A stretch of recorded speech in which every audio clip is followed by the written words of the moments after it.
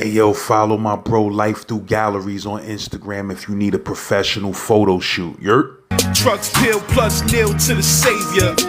Every day I be asking for a favor, like the savers from the cells and the grave plots. Straight broke, straight hating on what they got. Stay hot, don't fall to the struggle. Keep pushing till we ball and we bubble. Going upstream. You feel me? We dreaming. Hey yo, LAZ, man, I make hit songs. You heard? You want to make a hit song with me? Send me a DM at Real Saint Laz on Instagram. If you need that music promo, get at me. I'll promote you across this channel to tens of thousands of people. You're Z-Lord. Hey yo, LAZ, man, shout out to the bro Starvin Marvin. You heard? Shout out to the whole Norwalk, Connecticut.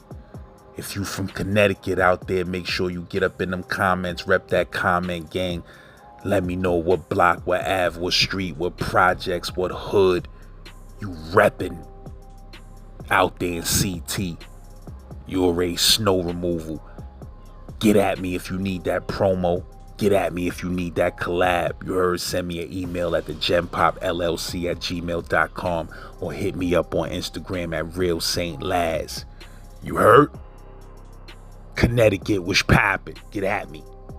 And if you need some Connecticut fire, check that Abyss joint featuring AZ and Lamone. You heard? How you got that name, Starvin Marvin, though?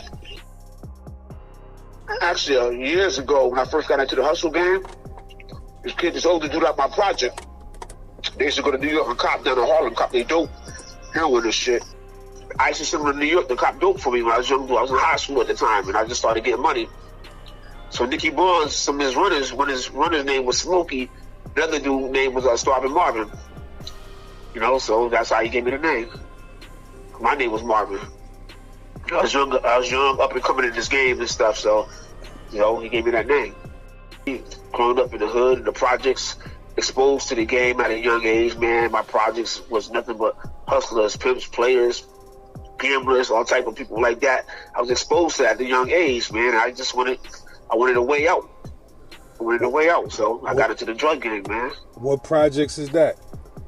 Runda Court Projects in Norwalk, better known as 261. That's our nickname, 261. A lot of young dudes got their tattoo on their arms, 261. Even myself. I set a goal for myself when I reached it. I said, I'm going to buy my mom's a house and get us out this neighborhood, man, out these projects. And that's when I started getting money. That's what I was doing. I was 24. When I bought my mama a nice big house, the house she wanted. Moved us out the projects into the suburbs, yo. How old was you when you started getting money? Right after high school, really started getting real big money after high school, 1982. Because I was a weed man all through high school. I was a weed man selling weed every day. Joints and trade bags and nickel bags. And after high school, I escalated. I got into the drug game selling coke and a little bit of dope. So the dudes in New York buy me quarters of dope and stuff, and they were selling it for me. But I was selling the coke myself. Buy me a little 8-ball and so a bag of 20s. Some 20s of soft powder all day long. And I just blew up. But, you know, I had a lot of respect, you know, because my family.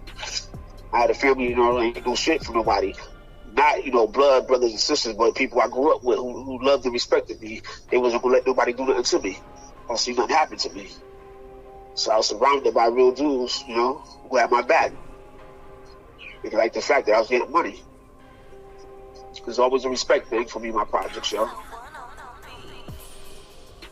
Up until the day, I still got that love and the same kind of respect, yo. Ain't nothing changed. So what you went to this? You caught a state bid first, or you went straight to the feds when you got locked up? No, I did state time first, man. My first bid was 1984. I caught sales of narcotics. I had 2 sales selling to an undercover cop. White dude in my projects, junkie, dope fiend dude set me up. Came and copped off me and had an undercover cop with him and stuff. So I caught 2 sales of narcotics back in 84. So they gave me 9 months in jail. Gave me 9 months. I went to jail the first time. I did like 2 months and went to a halfway house. That was my first bid. I stayed out I was on probation for 2 years, which I finished that. And I stayed out for 4 years. I had a 4-year run, just getting money after that. And I caught my first real big case back in 1988. They gave me 5 years. You know, I was running wild, smoking dust, wilding out, getting money, you know. And I wasn't on point, on guard. So they gave me 5 years. I did like 18 months off of that. Came home, I was on paper for like 11 months. Got knocked again. With where I had like 2 G's coke on me and 2 G's dope on me. They gave me another 5 years while I was on paper. So I ended up doing like I think I did like 16 months off of that. In Connecticut back in the day, back then they had a 10% time. You do 10% of your time and you go home. So I did like 16 months off of that, and I went home, being on paper again. And after 10 months, I caught another bid. Got caught with more coke and dope, and they gave me 5 more years. So I was on paper, mind you. So I ended up doing the whole 5 off of that. Actually, I did 4.5 off of that bid. And after that, I went to a halfway house and did the last 18 months in a halfway house in Bridgeport, Connecticut. And I discharged from there. So altogether, you know, on paper, I had 15 years on paper. So I stayed out for 2.5 years, living in Bridgeport, Connecticut at the time. Bought me an apartment and still getting money. Blew up big time this time. After 2.5 years, feds raided my house in Bridgeport, Connecticut, looking for drugs. They ended up finding a 38 pistol and no drugs. And they gave me 188 months in the feds for that. Just for the pistol? Which is just for a 38 pistol. I kid you not. They gave me 188 months for that. That's 15 years and 8 months. So I did 13 and a half flat off of that, yo. Why they gave you so much time? Because of your record? Because my priors in the feds, they call it your priors. Everything you did time for in the state back in the days, they hit you with that again. It's like double jeopardy, they call it. Or a persistent offender or career offender, they call it. So they ended up giving me 188 months, which is 15 years and 8 months. And I did 13 flat off of that, 13 and a half flat off of that, man. So you can say I got 30 years in the system, man. 15 in the state, 15 in the feds. 30 years in the system, man. It's crazy. So when you went to the feds, you was fucking with the Connecticut car or what? Yeah, they put you in the car. Yeah, dig it. The Connecticut car. That's how it is when you the feds. My first stay was at Raybrook, New York, upstate New York, called Raybrook, FCI, wild ass prison too, yo. I was in the Connecticut car. Some out of Norwalk, Connecticut. It was all dudes from Connecticut, Norwalk, Stanford, New Haven, Bridgeport, New Haven. Waterbury, Meriden dudes from all of Connecticut. We all rode together. We was all in the same car. So yeah, that's how they do it in the feds, yo. And how Connecticut was moving in there? They was chilling, or niggas was trying niggas from Connecticut, or how it was going down? Actually, it was cool. Connecticut niggas in New York got a lot of respect, man. It was deep. We had to be like 60 deep, man, in Connecticut, up in Raybrook, New York. Well, like y'all, the New York car and the New York car and the Connecticut car was kind of fucking with each other? Not too tough. We was cool with our New York niggas, but really, who we had was rolling with mostly Boston dudes, Connecticut and Boston. Boston niggas and Massachusetts, Boston niggas and Connecticut niggas was really together on that one. We was cool with New York niggas, but New York niggas they had their own clique. They was down by themselves, really. You said Raybrook was mad wild. That's a USP? Yeah, no. Raybrook was at medium high security, but it was wild. It was ran like a USP though. It was wild as fuck. That's the wildest medium prison I've been to thus far, yo. It's a medium high, they call it. Raybrook. That's when I seen a lot. I was exposed to a lot of shit, a lot of stabbing, a lot of crazy shit going on. You know? So they didn't have a lot of gangs in there. You had Bloods and Crips, very little of them though. But we wasn't considered gangs. Everybody had cars. You know, New York had their car, Jersey had their car, DC had their car, Connecticut had their car, Philly niggas had their car, so on like that. All different states had their own car. You didn't see a whole lot of Bloods and Crips like that though. You know, they was there, but the biggest cliques was the cars and shit, different states. And how you end up leaving Raybrook? Raybrook, I left Raybrook on I left on a medical leave, man. Just giving me pills for high cholesterol and shit. You know, they said my cholesterol was a little high and shit. But then the doctor started giving me other pills, talking about this will protect you from getting sick and this and that. So he started giving me some bullshit pills for what is it? I don't even have it for high blood pressure pills and shit. I don't even have no high blood pressure. And the shit made me sick. And they ended up transferring me to Cumberland, Maryland. I stayed there for 2 years. It was like like I said, I left on a medical leave and shit. Cumberland, Maryland was alright. I stayed there for 2 years. It's kind of whack, but it was cool though. It was nothing like New York though. So I stayed there for 2 years. And then that's when I ran into my boy Hood. We got real cool. We used to work out in the yard together. And we both signed up for a program called Life Connection, which was out in Leavenworth, Kansas. It was like a religious program. If you complete it after like 18 months, they take like 18 months of your time off. So we jumped on that right quick. Not knowing when we got out there, they stopped giving people 18 months, taking 18 months off your sentence. Some people was getting 4 months taken off their sentence, or 6 months. We was like, nah, fuck that. So we dropped out the program and send us back to Maryland. And they didn't have the money in the budget to fly us back to Maryland, so they said we had to discharge from Leavenworth. So we had to just rock it out. I had 2 years left. I think Hood had like 2 years left. We both did our last 2 years in Leavenworth, and, you know, we went home from there. I went to the halfway house in Hartford, Connecticut after that, after Leavenworth. And that's when you came home from your bed? Yeah. I came home. I went to the halfway house in Hartford, Connecticut from Leavenworth. Yeah, you know, so things was going on for me in the feds. Remember I was telling you earlier, like, I was knocking, you know, I was on something called writeaprisoner.com, this website for dudes in prison. Yeah, something called writeaprisoner.com and Friends Behind the Wall. Mm-hmm. Dudes was getting on that site, you know, in hopes of knocking off a female that's going to hold them down. So that's what I did. I got on writeaprisoner.com and I was knocking chicks off left and right. Black, white chicks, and they was holding me down. I was getting more mail than everybody in the whole jail, yo. I kid you not. I was getting visits, sending me mad money orders, mad money. It was holding me down throughout my whole bid because of that website. So how you got on that shit? Like, what you got to do? Yeah, applications that was going around, and you guys send like $40 to the writeaprisoner.com. You got to send them a little profile. You write a profile about yourself and send them a nice picture. A picture of you and a wife beater or any kind of decent picture that you think will knock a chick off with. So you try to do, you know, I sent them $40, wrote a nice little profile, and sent a picture of me with a wife beater on it. You know? That shit. And the rest is history, yo. I was knocking chicks off left and right, yo. You said mad chicks responded to that shit? Word up. Like, unbelievable, man. You know, I was surprised. Word up. Mad chicks. I started getting crazy visits, mad mail, mad money, all that. They was just riding with me, holding me down.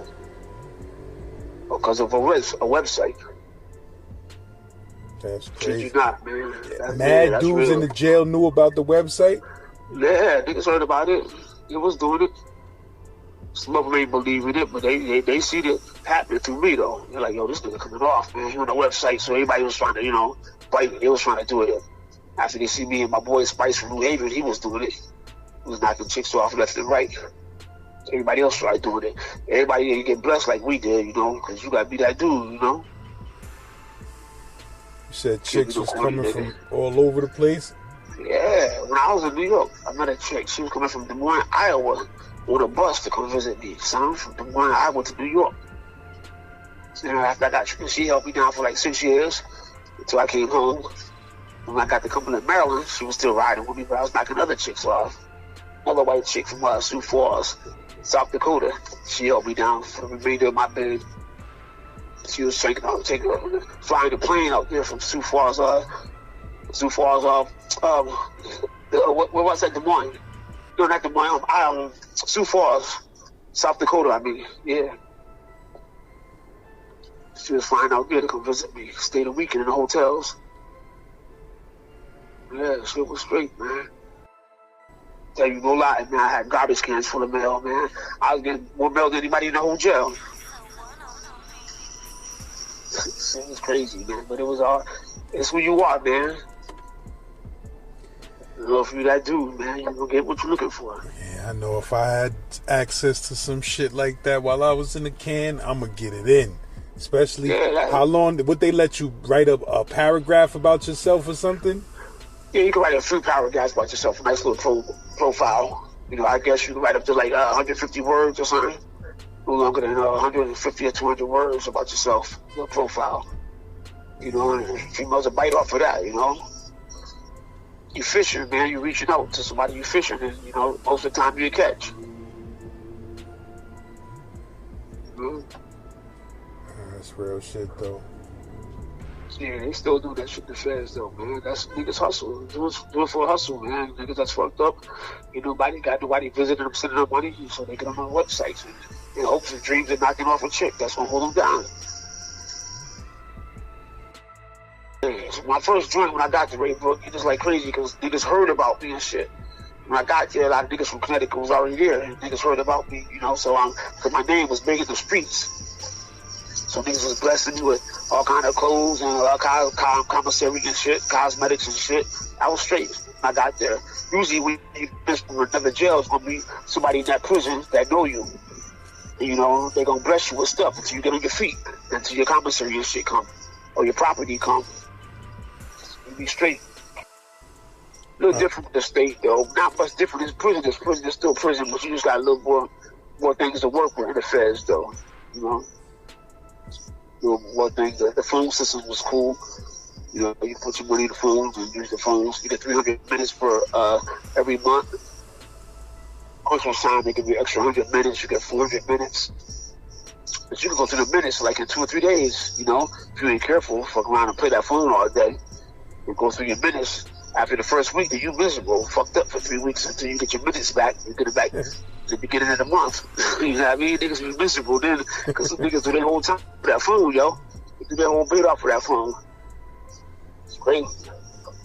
Yeah, man. Run out of minutes and shit. You miserable as fuck, yo.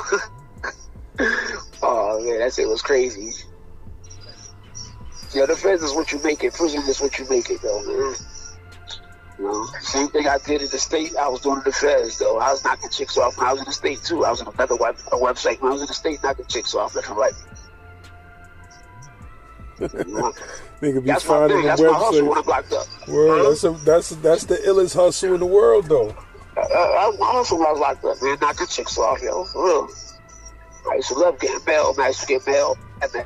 I kid you not. It's 5-6 letters every single day. One time, I kid you not, when I got transferred to a company in Maryland from New York, I had like 30 pieces of mail, yo. At mail call. They gave me 30 pieces of mail, yo. Yeah, man. Chicks was riding with me, just holding me down, man. And you know, you'd be surprised. You're like, damn, there's a lot of lonely chicks out there like that, fucking with niggas in jail. All that dick out there in the streets, and they fucking with a nigga in jail, and they can't even get no dick from him. Shit, they holding a nigga down, though. Come visit you, send you money, and send you sexy pictures. They was just, holding you down, yo. All the niggas on the streets, all that dick on the streets, they ride with a nigga in prison. You know? Yeah, man. That shit is, you know, like you said, though, if you that nigga, man. It don't matter if you in the pen, in the streets, whatever. You gonna still get them broads. Yeah. There you go. So when doing time, it's what you make it, though, man. You know, you can walk around here miserable all you want, or you can, you know, make something out of it, you know. I like to work out, read, write letters, yo. That's how I do my whole day, yo. Work out, write letters, fuck with chicks, yo. You read books, man. I kid you not, I read over 100 something books when I was locked up, yo. Yeah, me too. Yeah, I used to love to read, man. The best thing you can do that's the best thing you could do with your time. It's read and write. He goes, word. And I had a goal for when I got out, man. I ain't just let the time do me. I did that time, man. I had goals. And my goals came to pass right now. I got my own business right here out here in Connecticut, yo. Team Spear Enterprise is a business right now. We're doing real good. I'm a moving company right now, yo. We don't just move people. We start off as a little moving company. And now we blew up. We do moves for people. We do dump runs. We paint houses now. Interior, exterior. We do the floors. I got a handyman. He do anything. He do all kind of work on your house and stuff. So shit, my company done blew up, man. After 3.5 years, we done blew up, yo. And I work a full-time job as well at a halfway house, yo, in Stamford, Connecticut. That's the Fed spot. No, it's not. It's just a regular. It's a halfway house for. It's a drug program / halfway house with the daytime. It's inpatient and outpatient. People come in the daytime and take methadone. It's a methadone program in the daytime. It is upstairs. It's a halfway house for dudes fighting a court case. They got to go through that halfway house. You got to do 60. You got to do 60 to 90 days up in there. You know, so they got like 65 beds and stuff. Some people turn to you can do a walk-in just to try to get yourself cleaned up and off of drugs. You can walk in and you get a bed if they got beds available, or the court system will send you there. Or some people come straight there from jail. Halfway house called Liberation Programs in Stamford, Connecticut.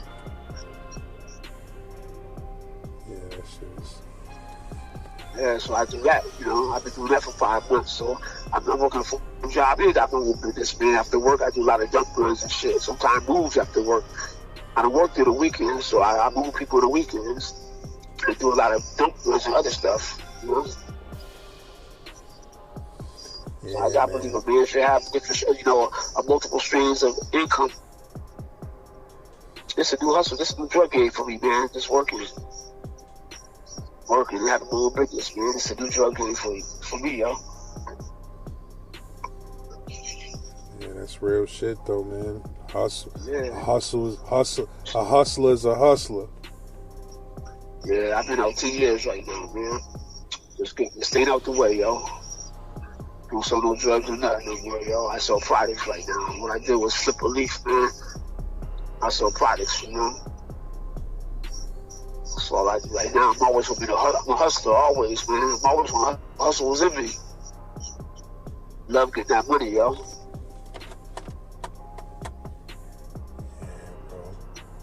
What type of bread you was taking out there and at the peak of your hustling though? Tell you no lie, before I went to the feds, man, I was on the block, and plus I had runners and shit. I was I was selling 20s and 50s of hard all day long. I made 10,000 to 15,000 every single day, yo, before I went to the feds. I got knocked to 2000 and went to the feds. So my run was from 98 to 2000. I had a 2.5 year run, 98 to 2000. 10 to 15,000 every single day I was seeing, yo. What you was doing with them? What you was doing with that bread mostly? I was stacking for a minute. I was stacking, but when I went to the feds, I took a big loss, a major loss, yo. Major loss. They took a lot of shit from me. First thing I did was keep money in the house with the drugs and stuff. You know? They didn't find no drugs, they found that gun. You know, I took a big loss and shit. Spending like crazy and stuff, living a lavish lifestyle. You know, not focusing on how to put this money up, put it to the side, you know, but, you know, you live and you learn, though. I was living recklessly, you know, with the money. I spent money crazy. Living that lifestyle. Vacation trips, buy anything I want to buy, you know, all that. Spending money. I wasn't into that heavy tricking and stuff like that, fucking with bitches, because I had one girl at the time, a down-ass chick, so I ain't had to be out there spending mad doing no chicks, tricking and shit. No, I kept it real with the one I was with.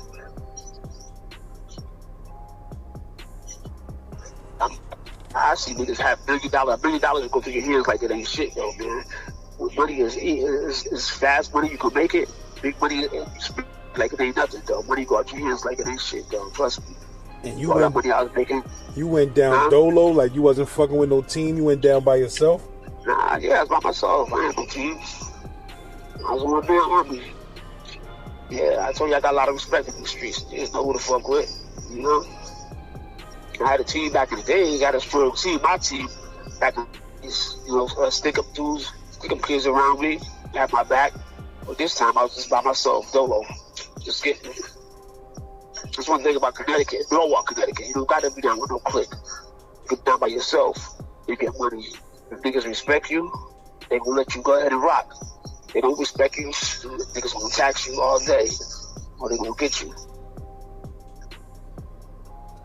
What you mean you was getting that bread in the peas? Huh? You was getting that bread in the projects? Yeah. I'm from the 261, on the court. Yeah. Just getting it. After I had the court on lock, and I got arrested out there a few times and shit. They kicked me out. They banned me from being in the projects and stuff. But they kicked my mom from the projects when I got busted before. You know, when you get busted, they make your mom move out the projects and shit. And that's when I bought a big ass house with my mom. This is back in 80 when I bought the house. 88. I bought the house with my mom. So 88, yeah. Bought the house with my mom. But I still go to the projects, get money and stuff. So they finally banned me from going to the projects.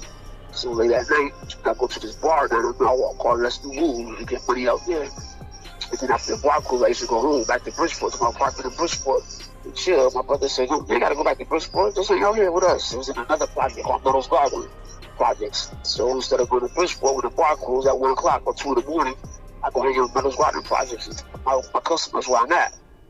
But before you knew it, I blew up in that projects, man.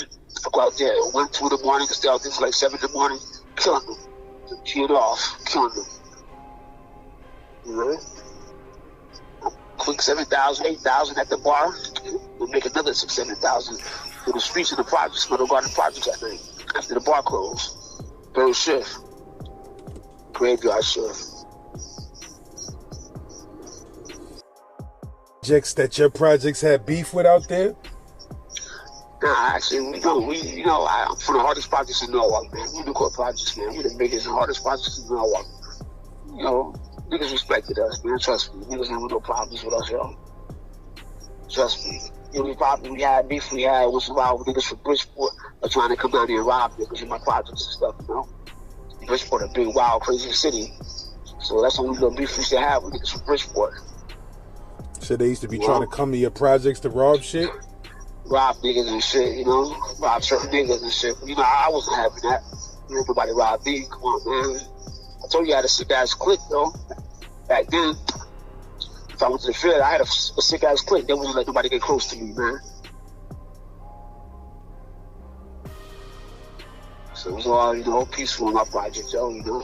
It was beef. We wasn't looking for no problems, but we ain't back down for no problems either. It was real, dude. It was real, cause you can really jail up in there, you can jail. And you learn new hustles, man, because you're kicking with different dudes, man, from all walks of life. You know, being out from Connecticut, I was cool with niggas from Chicago, niggas from Philly, niggas from DC, niggas from all over, Cali. I was cool with everybody, though. Everybody liked my style, so I was cool with everybody. And I was getting gifts from everybody, I was giving them niggas game, giving them gift, and I was getting game back in return for them niggas, man. So I learned a lot. Different how to enhance my hustle game and shit, from fucking with other niggas and shit, They taught me a lot in the feds, man. Word up. That's why I'm out here today doing what I'm doing. I got my own business. So the dudes, man, in the feds, I learned a lot from the dudes, man. Young niggas had big businesses before they became to the feds and shit. They had all kind of washing dryers and barbershops, all type of businesses and stuff before they became to the feds. Because a lot of young millionaire niggas in the feds, it's different in the state. Niggas came to the feds, they already had big money, millions and shit. And they got indicted.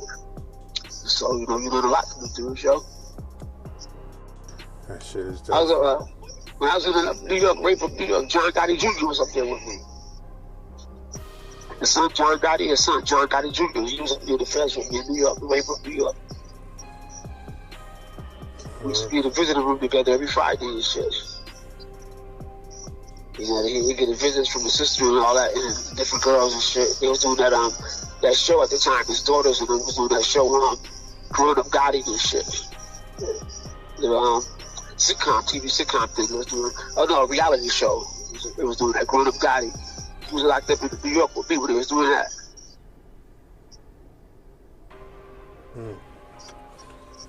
Yeah, I forgot he was locked up, John Gotti Jr. What he was locked up for again? Yeah, 10 years for something. I forgot what it's for, man. I don't know if it was a gun or it was something. I don't know if it was murder. I know he had 2 years for something. I forgot what it was, though. But he was in New York with us for a little while, for a couple years. And when I left there, that's when my nigga Ja Rule came up there. The rapper Ja Rule, he came up to New York Raybrook after I left. You know, a couple of my dudes took some pictures with him and showed me. Ja Rule did his bid in the feds? Yeah, he was up in he came to Raybrook. Yeah, he was in Raybrook, New York and shit, yep. They had a little bullshit section called a camp. All Sable had a little section called a camp and shit for, campers, for dude that's doing a little bit of time, maybe 5 years under and shit. You go to a camp. So he did his time up in Raybrook.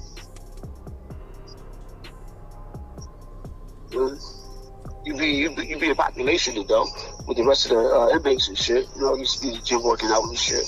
The rest of the population and shit, Word, I thought he did his shit in the state. I didn't know he did his shit in the feds. Nah, in the feds, cause I think he had a gun charge, I think. Yeah, he was up at Camp in Raybrook, I kid you not, yeah. Yeah, I need them old school 80s pictures and some jail pictures, and I get this shit together. Well, I got that, yo. Even go to my Facebook page, you'll see a lot of them old school pictures on there. Yeah, Throwback Thursdays and shit, I used to call it. I used to do old school flicks up there.